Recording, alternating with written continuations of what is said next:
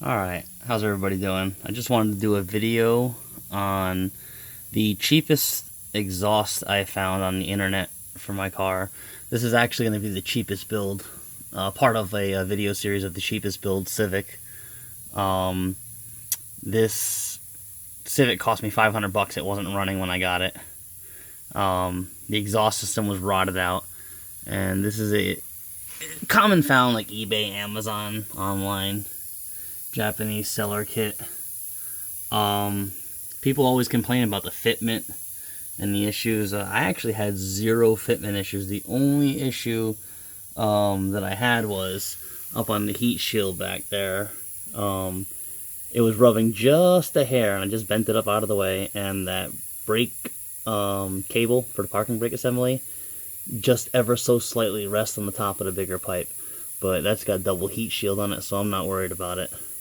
And I'll check on it periodically to see how it goes. But overall, people say it hangs low. Absolutely doesn't. At least not on this car. Look at that. It's tucked up in the OEM spot. And I think the only reason that people are running into is the downpipe area here and the connections. So if you see on mine, I bought an adjustable resonator, test pipe, whatever. There's no emissions on this car, so got rid of the cat. So it's just a universal dump tube. You see where I had to drill 2 new holes to fit. Those are actually pretty expensive headers. Those are HP headers I had laying around my shop, and they're carbon wrapped. I can do a video on them if you want me to. Just leave a comment.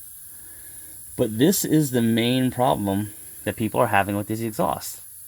They're trying to bolt it back up to their stock catalytic converter or whatnot, and it won't. These universal kits need a universal test pipe, and this one's 3-way adjustable, I think from 17 to like 24 inches. Paid like $34 for it. The exhaust system was like $98, so I'm in this entire exhaust system probably $150, let's say. And the fitment is amazing, and the quality, the welds, the hangers, everything exactly fit where it was supposed to. I put it on myself probably in, I don't know, 10 minutes, 20 minutes. Super easy. You come around and see, and this is another big issue people are having, is they're saying that the muffler sticks way out here somewhere. You can look. This one here fits perfect. I mean, no issues, no rubbing, no nothing, and it's up underneath the car where it's supposed to be. Like I said, I think that test pipe is what makes a difference.